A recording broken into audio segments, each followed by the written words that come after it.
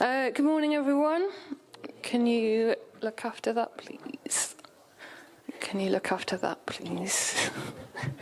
It is really good to see you all this morning. Thank you so much, for coming along today and, celebrating a lot of good stuff with us. My name's Esther. I'm one of the leaders here at Abbey Church. And so myself and Stewart are going to share some stuff now. And at the start of our time together this morning, Zach read us some bits from the book I Will Build My Church by Keith and Alan Linton, which covers some of the history of Abbey Church. Now, I'm not a big fan of history. There's something about the way that I'm made that means once something has happened, it's done. And I move on from it really quickly. Like talking about the past, it's vaguely interesting, but it doesn't get me excited. Until now. Until this 90th birthday fun. Because seeing old photos and reading about the background of Abbey Church, it's been good for a bit of nostalgia. And it's definitely been amusing. Just ask, after the service, if you're staying around for lunch, ask Ron or Jerry for a story that involves a train trip and a luggage rack. That's all I'm saying. But more importantly, in amongst all this, there's been this awesome reminder that Abbey, this church, has in it a set of God-inspired DNA that we see from the very beginning throughout the years right up to today. And here's just a little reminder of some of what Zach read to us. So for some time, the Ebenezer believers had embarked on a daring mode of outreach, which was to continue for 12 years. And that was from 1945.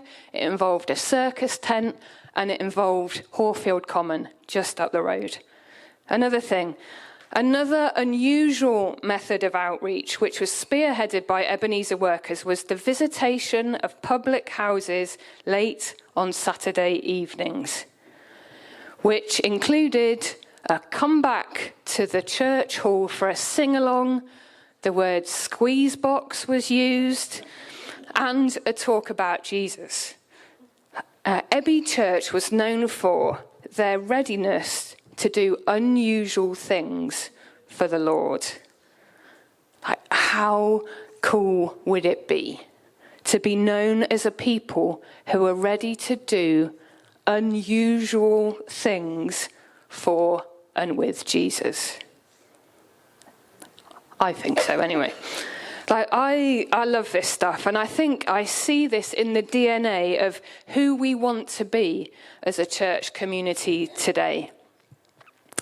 And looking back is really important. It's important to remember where we've come from, the road we've travelled, and for us to keep laying stones all along the way, saying, this is all God.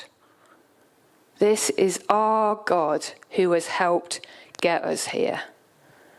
And when we do that, we put ourselves to one side, not thinking we're the best, as Eileen said.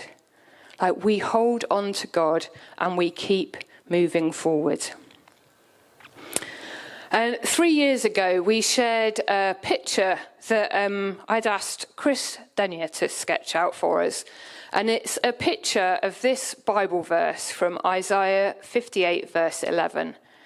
And it says, "You will be like a well-watered garden, like a spring whose waters never fail." Have we got the actual picture? Yeah, there it is. Thank you. And so that was 3 years ago. And we've unapologetically come back to it each year since then, because we felt like God was and is speaking to us as a church through this verse and this picture. And in this picture, we see the front of our church building, teeming with life, trees heavy with fruit, and water flowing out into the streets. Like, it's a place of welcome, healing, fullness, generosity, and Jesus. And I'm going to be honest with you, because I'm not sure this picture is ever going to go away. Like we, maybe not me, might still be sharing this in 90 years' time. Like this picture, it's never going to be done or ticked off our to-do list of, oh yeah, we've done that now. Because it's not a picture that stays the same, is it? Like a garden is a living, breathing, growing kind of thing. And a spring that is always flowing is continuously watering and changing everything around it. And the specifics of what that looks like, what the garden looks like, they're going to change. It's going to look different over time, as we've already seen as we've looked back over the last 90 years. But the vision and God's heart behind it all stays the same.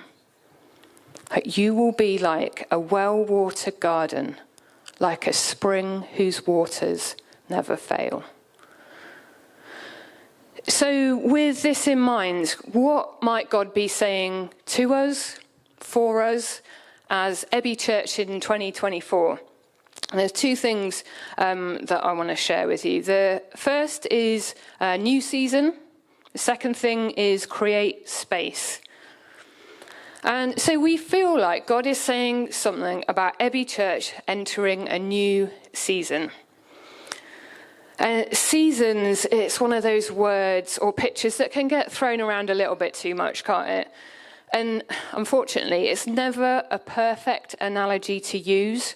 A summer is never continuously sunny.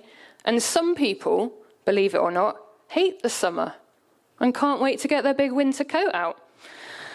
But imperfections aside, this season-related language can be helpful for us as a church family as we look back and to what is ahead.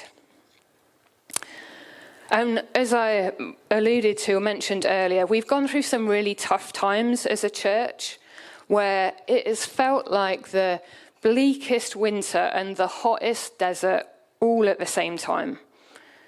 It's felt like the ground around us has been bone dry, and it's been hard to imagine anything else. And as we've gone through these times, we have kept trying to water that parched ground, planting some seeds, while holding on to and trusting a God who loves us, a God who is faithful and gracious and able to bring life in any place. That's not easy to do in a winter season. As I said earlier, there's absolutely no doubt, no question in my mind that it is God who has got us through these seasons. It's God who has got us this far. And over the last year or so, things have got a bit interesting. And there's been this sense that God is doing stuff in us, around us, and through us. And the best thing about it is we're not really sure how it's happening, other than that God is doing something. It's not like some clever strategy as a leadership team. We thought, I know, let's do this, and then that will happen. No. But I also think it's more than just a sense, a feeling that God might be doing something. Because I think there have been actual visible green shoots, like popping up in all kinds of ways. They might be small, but clear signs that something good is growing. So now, in this season, in a new season, what does that mean and what does it look like? I don't really know. Sit down now, no. We don't have a laminated plan to give out of this is what God's saying, so this is what we're going to do, and we're going to do this, and then that is going to happen. That's not the way this thing works, is it? But we do think that we're starting to see an intensity in the growth of these green shoots, of new life springing up around us. So we want to push into that, to grab hold of God's metaphorical watering can and join in with what he's doing. Like, it's exciting. It's a bit scary too because we're not in control. And green shoots, they're exciting pointers to new life. And the thing with green shoots, they don't stay green shoots forever. They get bigger. They might grow a nice little flower or some tasty fruit. And also, I think it's important to keep in mind that plants can be vulnerable. Like, a plant only grows because it's looked after. Like, plants need water. The thing with watering is that it can make weeds grow at the same time. And we need to be okay with that, personally, collectively, to be wise and careful in pulling up the stuff that gets in the way of what God is doing. Like, God is inviting us, all of us, to release the potential he has put in us and around us, to take risks, to be courageous, to be extravagantly generous with what God has given us and what God is giving us. So are you up for us working that out together? Because this isn't, we're leaders, we're telling you stuff and you get on board with it. That's rubbish. Like, we want to work this out together. I don't have all the answers. I guess probably you don't have all the answers either. But, like, let's work it out together. What does this new season mean? How do we do this together? And so the second thing is about creating space. And I think this is linked to the new season thing. Like, we need to create space for the Holy Spirit to be leading and guiding us as we enter a new season. Like, we want to be totally dependent on the ongoing day-to-day filling of the Spirit in us.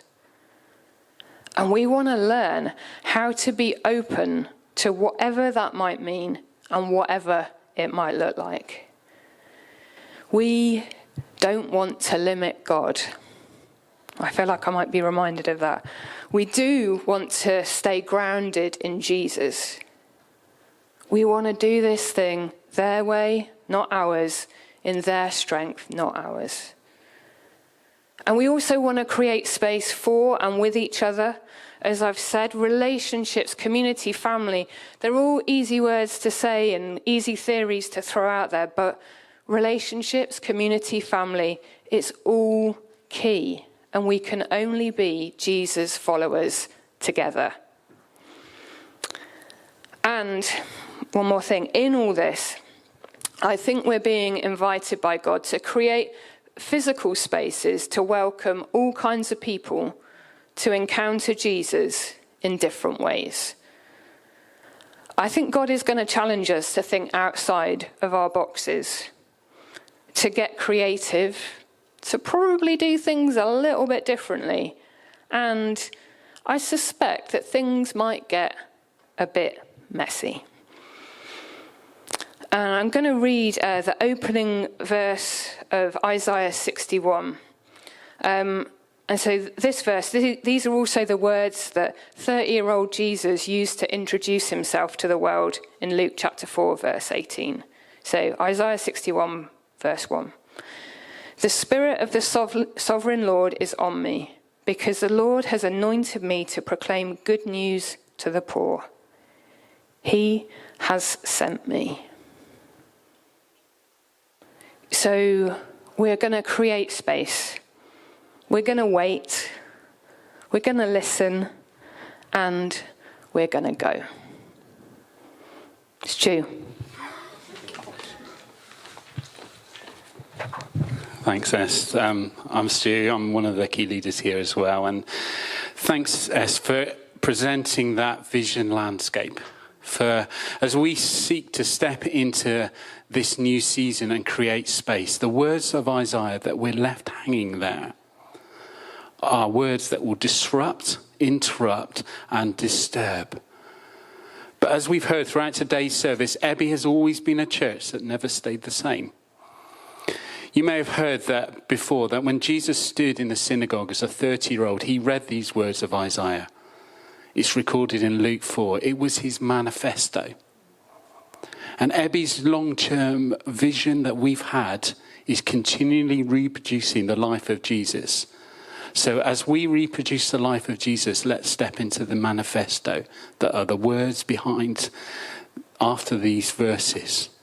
But we can't do it alone. We wait for the Spirit of the Sovereign Lord to come on us. Not once, but continually, because as someone wisely said many years ago, we leak. Just to give a clue of my age, there's a singer called Bono, who's a lead vocalist of a band called U2. And he once said, religion is what you are left with after the Holy Spirit has left the building. And we want Abbey Church to be entering this new season in the power of the Holy Spirit. And before I share a few things that we feel the Holy Spirit is moving us to actually do, I want to share a really brief encounter that I had on I'm already wellied up. An encounter I had on Friday evening that broke me, disrupted me, interrupted me. Please hear me that I'm not sharing this because of how I responded, but to give you a glimpse what our world is like. God is not finished with us here, and we're entering a new season. On Friday evening, we had some friends round for a takeaway. And then around 11 o'clock on Friday evening, I planned to nip round to here to lock up the building. It's one of my little joys that I have to do. There was an event here earlier in the evening, and I was coming round to lock up, check everything was okay. And when I arrived, I found a very, very vulnerable adult crouched on the steps. There were a lot of thoughts going through my mind at that moment. My quick closing up exercise was already interrupted. It was late, but this person was not safe. After chatting, I called the mental health crisis team. Then I called the ambulance service. No one was available. No one was going to be available for a very long time. So after a while, when this person kind of was a bit more peaceful, we chatted. And I'm not going to say anything of that conversation, except for that I was able just to say, you're loved and you have great value. And I said, why did you end up here? And this person said, that sign outside. A sign of hope shining into darkness. It was a long wait, eventually left safely. But during this time, I was continually praying and asking God for the right words and when not to say something, which was most of the time. I knew the Holy Spirit was doing something here. It wasn't something I could orchestrate or do anything myself. And I share this because on our doorsteps, in our communities, in our neighborhoods, in our friendship groups, in our places of influence, there is brokenness and mess, and we're called into those spaces. Be prepared this year to be interrupted, disrupted, and broken. Jesus always leans towards those who are struggling. That's my Bible that I read. And in this new season we're stepping into, we want to continually build on what has gone before. We've heard some of the things that Rachel shared earlier around 4 areas that we're going to continue to frame our vision around. The first one is welcoming everyone and sharing Jesus in our local communities. Now you will see that on our Sunday gatherings, it's getting a bit tight sometimes in here. And we love welcoming new people. We want to be that kind of church. We want to find spaces where people gather and grow in faith and worship, build community. Over the last 25 years, we've been running alpha courses here. Places where people discover and rediscover their faith. I look around and I can see many people here that have been on those alpha courses. that have found faith or discovered their faith, rediscovered it. Simple evening or daytime courses where people eat, listen to short talks about the Christian faith and chat, share openly with no judgment what they think. I've loved hearing the stories that have been shared with us over the last few weeks about people's first interactions with us as church. Many of those have been through an Alpha course. We have one starting on the 17th of October. You're probably sat on a flyer about it. Maybe consider inviting a friend along. Come along yourself. Another challenge for us is that Sunday mornings, for many of us, Sunday mornings don't always work. Maybe we're not available. Maybe we have work shift patterns that are not available. We know of people that would love to gather, would love to worship with others, learn about the Bible. But Sundays is just not a thing that can happen. For some of us, doing it every single week is hard because of our rhythms of life. And we're excited that we're going to explore about starting a midweek night church. And when I mean night, that's probably evening, but night sounds better than evening.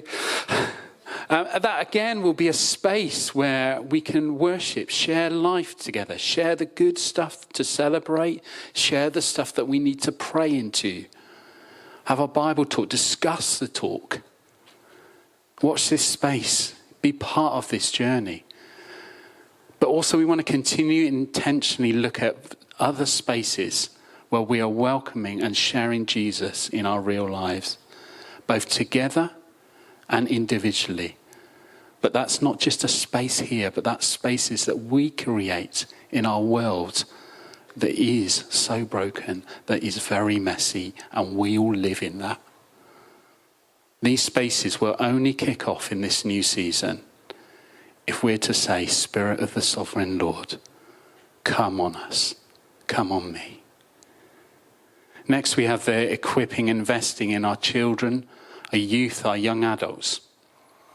And we have the privilege, as many of you know here, of having the amazing Mary start as our children and families coordinator. Just started a month ago.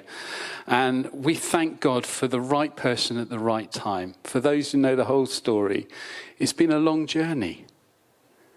And I've had the privilege of working with Mary over the last few weeks. And we've been into schools and done assemblies. Mary gets called the beautiful one. I get called nothing. Slightly, I'm dealing with that in myself. The children are just drawn to her. I've seen Mary interact alongside families in Taste Cafe, listening and supporting. The doors that were already starting to open over the last few years seem to be swinging open now. And we're looking at how do we sustainably do that with relationships with children and families. We need you to be part of this journey. This is not just people that you hear names. This is a whole thing, how we invest in our children, our youth and our young adults. With our young people, we've already heard how their journey of kind of serving with our students, our young adults, how they're involved in serving in church and outside. Don't forget, Jesus stood up and gave this manifesto at the age of 30, where he said, the Spirit of the Sovereign Lord is on me. If we invest into our children, young people, young adults, when they are 30 and stand up that in every place of influence, boom, the world changes. Let's keep doing that. Next, we continue to be committed to supporting physical, emotional, mental and spiritual well-being. And we feel challenged by this. Let's be honest. But how do we do this together in a holistic way that doesn't rely on Sunday mornings? How do we work this out together? And some of the ways that we've already mentioned will overlap with spaces that we can look at this vision ourselves together. This is an area that all of us can be involved in. It's not, well, I don't have a gifting in that, or that's not my thing. Supporting physical, emotional, mental and spiritual well-being is all our thing, both individually but together. We're looking on, particularly on the kind of emotional and mental well-being, again, to be running the Kintsugi Wellbeing Group. We've got one starting this Thursday, actually, this Thursday morning. And already seeing residents come along, who will be coming along, who've signed up, who've seen something in a school newsletter, who are signing up to come onto that. We want to find spaces where we build community and support each other. But we need the Spirit of the Sovereign Lord to be all over this. As we grow in depth, receive healing, open-handedly journey alongside each other for a long haul. We need the Spirit of the Sovereign Lord all over us. And finally, we want to establish this space here, Abbey Church Building, as a community hub in Hallfield. And as Rachel shared earlier on that video, over the last year, we've seen significant advances with this. So it's not just a space for Sunday for an hour and a quarter, an hour and a half, but a space where we worship on a Sunday, but a place where we gather community. And we're grateful to God. We heard a lot about being grateful. It was great to hear what happened years ago from Mike about, but we're grateful for the resources, the financial resources to invest in the fabric of this building. And I'm not going to say any more on that because we've got some exciting stuff to share about that, brand new, over lunch. We want this place to be a space where we signpost people to support.